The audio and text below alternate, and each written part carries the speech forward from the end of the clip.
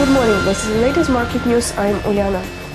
Asian stocks were mostly lower on Wednesday as renewed concerns over US military intervention in Syria weighed on regional sentiment, causing markets to retreat after strong gains earlier in the week.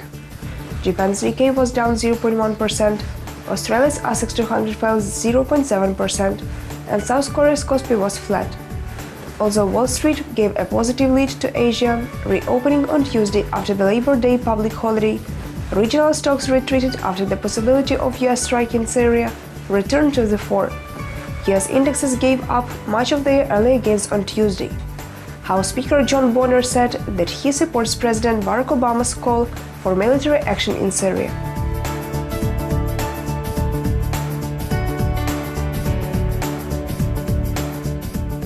The US dollar traded at 99.62 yens midday in Asia, compared with 99.57 late Tuesday in New York.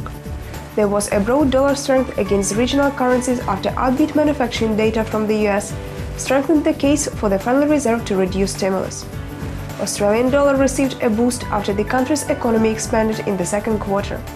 The Australian economy grew at an annualized 2.6% compared to forecast of a 2.5% on-year increase, pushing the Australian dollar up to 0.9098 to the US dollar from 0.9050 before the data was released.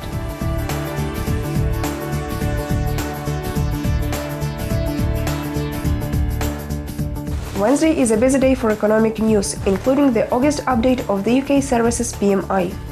We'll also see critical Eurozone reports today, the second revision for second quarter GDP, and the retail sales report for July. EU retail sales 9 GMT. Released simultaneously with today's EU GDP revision, the July retail sales report promises to be the more valuable of the two numbers.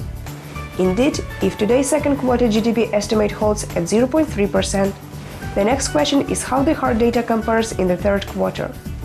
For the moment, optimism prevails.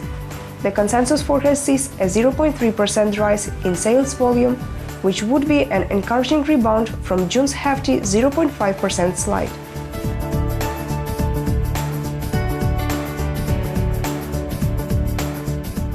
It was the latest market news provided by ICO FX. Goodbye.